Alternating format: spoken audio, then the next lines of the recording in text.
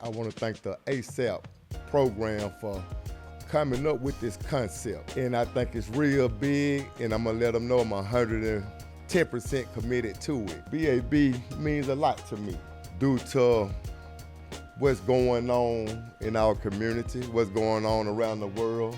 And I think that we have a voice and we can help solve the problem. We have from the drug dealers, the athletes, the pastors, the police. We have all of them some type of way go to a barber shop. And I think we can get in their ear and help change some lives.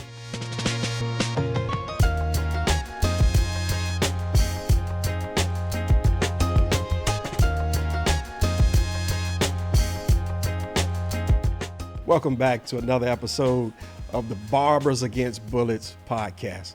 I'm Reverend Eugene Jacobs, the faith-based support specialist ambassador at the Agency for Substance Abuse Prevention, and I have with me a special guest. You want to introduce yourself? I'm David Allman of DNR Barbershop.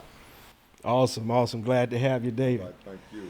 So let me ask you, because I know that you are one of the barbers who really took ownership in this particular initiative.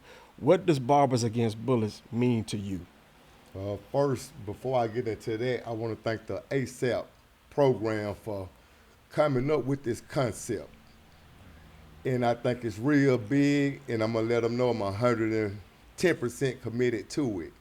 But BAB means a lot to me due to what's going on in our community, what's going on around the world. And I think that we have a voice. Yeah. And we can help solve the problem. We have from the drug dealers, the athletes, the pastors, the police. We have all of them some type of way go to a barber shop. Yeah. And I think we can get in their ear and help change some lives. We know that in our area, violence seems to increase.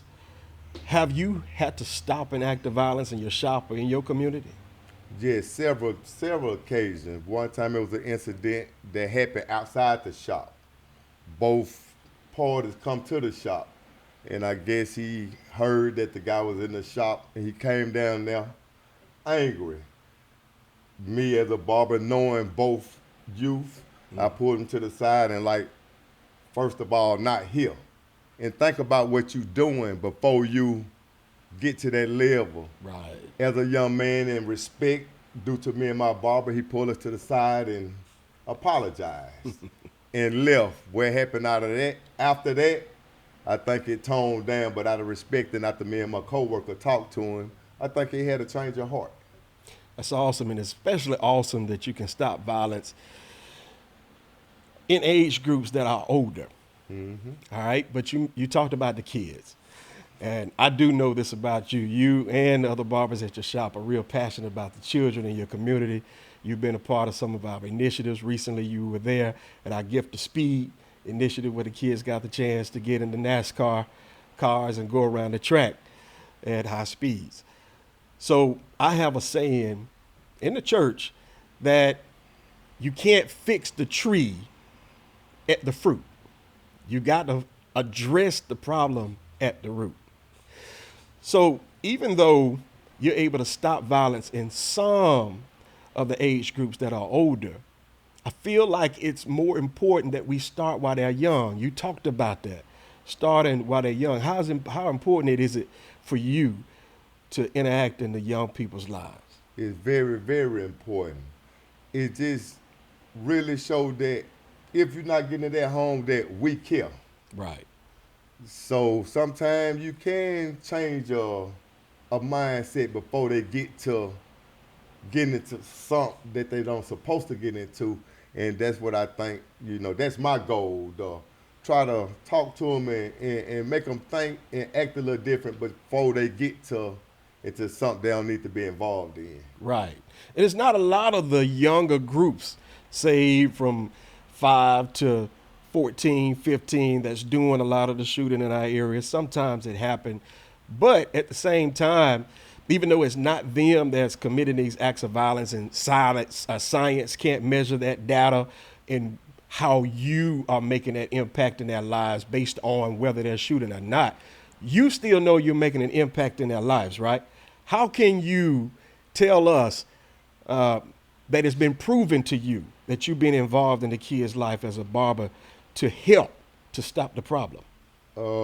It's several occasions, but one story I will put out there, I had a little young man with the Jacksonville. His mom, single parent, mom came to me, David, I found some marijuana in his room. I need you to talk to him. Picked him up. We went and sat down and ate McDonald's. Like, this ain't what you need to do. Listen to me. I've been there and I've done that. Like, you need to do different. Now you got time to do different. Because if you get caught, it could be consequences to it. The young man still, right to this day, he got to be 31, went to the military, did 8 years, got a federal job, and he still thank me to this day for that conversation. That's awesome. That's awesome. You see these young people sometimes twice a week, right? Yes, sir. So talk about that influence. Let the barbers know how much of an influence they have. I think the barbers do know. I just think it's kind of like hard for them to get involved. Like, I think all the barbers are Pooh and Jacksons and all of them do know they have a big influence on the kids, but what it's taking for them to get involved is kind of puzzling. And I do know that if they get involved, I think they enjoy the smile on the kids' face, the thank yous as they get older and grow. I just think when they bring their kids to them, they'll understand that their job is well done. Absolutely. So you did the gift of speed. Yes, sir. I saw you took the children swimming. Yes, sir. What's next for David? The sky's the limit with me. I got a football game, Jack State football game I'm going to get them to, you know. And not only that, sometimes it don't take for you to take them nowhere to show them that you care. Put them to the side. Reward them for them report cards. You know, give them a hug. On the way out the door, tell them, bro, I love you. And stuff like that really go a long way with them. Absolutely. Yes, sir. Just be real about it.